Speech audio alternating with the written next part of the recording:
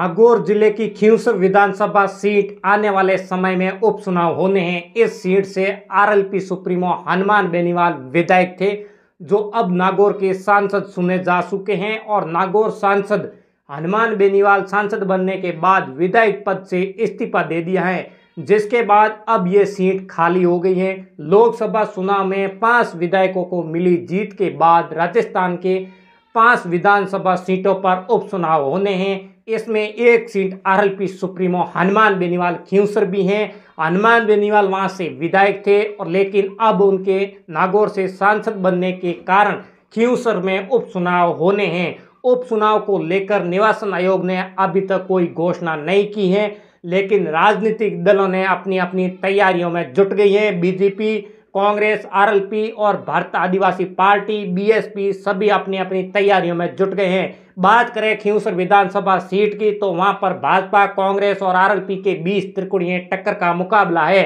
आशा रहे तीनों दलों ने टिकट के लिए 3-3 दावेदार भी रेस में हैं। प्रदेश की सबसे सरसी सीटों में बात की जाए तो एक सीट जिस पर हनुमान बेनीवाल की जगह कौन लेगा और क्या बीजेपी हनुमान बेनीवाल के गढ़ में शिकस्त दे पाएगी या राजनीतिक गलियारों में, ये भी बड़ा सवाल है बनकर उभरता हुआ। इस बीच में चुनाव के लिए अब उम्मीदवारों के नाम को लेकर चर्चा भी तेज हो चुकी है और टिकट के दावेदार की बात करें तो आरएलपी से 5 लाख सिद्ध मैथ जसनाथ जी महाराज और हनुमान बेनीवाल की पत्नी कानिका बेनीवाल और नारायण बेनीवाल का नाम भी हो सकता है रेस में। और भाजपा की ओर से बात करें तो पूर्व सांसद डॉक्टर ज्योति मिर्धा और विधानसभा में हनुमान बेनीवाल के प्रतिनिधि रहे रेवत राम डांगा और आरसीए अध्यक्ष तथा चिकित्सा मंत्री गजेंद्र सिंह शेखावत के बेटे धनंजय सिंह का नाम सरसा में है। जबकि बात करें कांग्रेस की तो नाथुराम मिर्धा के पोते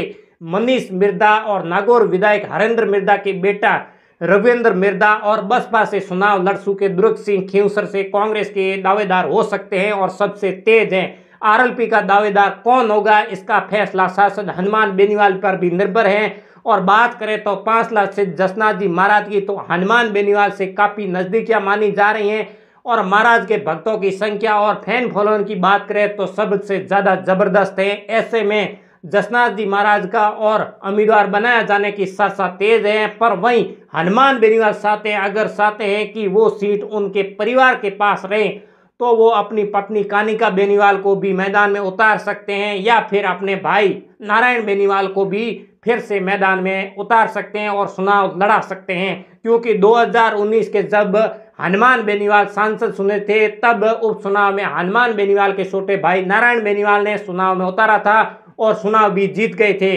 और खींवसर से जीतने के बाद पिछले वर्ष नवंबर में हुए विधानसभा चुनाव में खींवसर में मुकाबला बेहद संघर्षित रहा और रोचक भी रहा। खुद आरएलपी सुप्रीमो हनुमान बेनीवाल ने भाजपा के रेवत राम डांगा से कड़ी चुनौती मिली थी। इसी चुनाव में हनुमान बेनीवाल मात्र 2059 वोटों से अंतर से चुनाव जीत चुके थे, जबकि कांग्रेस के प्रत्याशी तेजपाल मिर्धा तीसरे स्थान पर रहे थे। और खींवसर सीट पर भाजपा हनुमान बेनीवाल को तोड़ अब तक नहीं निकाल पाई है और लगातार 4 बार हनुमान बेनीवाल वहां से जीत दर्ज करते हैं। इसलिए इस बार भाजपा सहानुभूति की लहर के सारे चुनाव जीतने की कोशिश करेगी। इस रणनीति के तहत भाजपा पूर्व सांसद डॉक्टर ज्योति मिर्धा को एक बार फिर दाव खेल सकती हैं या फिर विधानसभा चुनाव में भाजपा प्रत्याशी रहे रेवत राम डांगा को फिर उतार सकते हैं मैदान में, क्योंकि रेवत राम डांगा ने पिछले चुनाव में हनुमान बेनीवाल को कड़ी चुनौती दी थी और हनुमान बेनीवाल की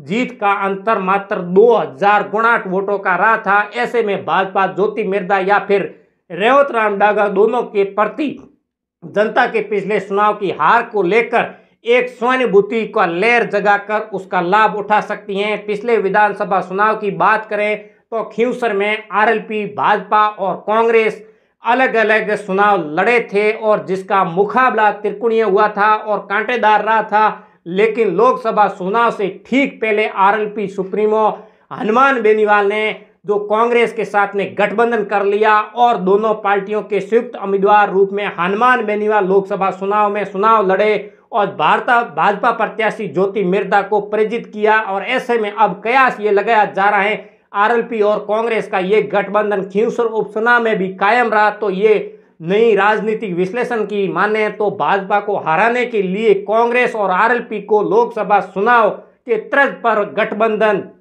कर सकती हैं। दोनों पार्टियों का फोकस रहेगा कि उनके वोट बटे नहीं और इसका लाभ भाजपा कहीं न कहीं नहीं उठा सके। और दूसरी ओर राजनीतिक विश्लेषण की बात करें तो उनकी माने तो कांग्रेस और आरएलपी का गठबंधन हुआ तो इसका नुकसान हनुमान बेनीवाल को हो सकता है, भाजपा को इसका लाभ हो सकता है। इसको लेकर हनुमान बेनीवाल है वो लगातार तैयारियों में लगे हुए और खींवसर में कांग्रेस कार्यकर्ता गठबंधन के शायद ही स्वीकार करे। गत चुनाव में कांग्रेस प्रत्याशी रही तेजपाल मिर्धा ने लोकसभा चुनाव में आरएलपी और कांग्रेस का गठबंधन होने पर बगावत करी थी और भाजपा में शामिल हुए थे। ऐसे में ये अपने समर्थकों के साथ गठबंधन को भारी नुकसान पहुंचा सकते हैं, जिसका डर आरएलपी सुप्रीमो हनुमान बेनीवाल को है और कांग्रेस को भी है।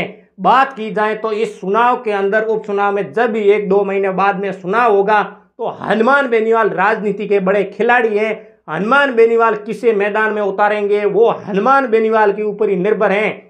पर बात करें खींवसर विधानसभा की तो खींवसर के अंदर पिछले कई सालों से हनुमान बेनीवाल का राज है और इसी बार जो उपचुनाव के अंदर हनुमान बेनीवाल क्या करते हैं वो तो आने वाला वक्त ही बताएगा, क्योंकि ये सीट इस बार भी हनुमान बेनीवाल किसको मैदान में उतारे हैं। ये आप लोगों की क्या राय है वो भी कमेंट करके जरूर बताएं और वीडियो को शेयर जरूर करें। हमारे यूट्यूब चैनल को सब्सक्राइब कर लें और फेसबुक पेज को फॉलो जरूर करें और अगले नए वीडियो मिलते हैं। राम राम, नमस्कार।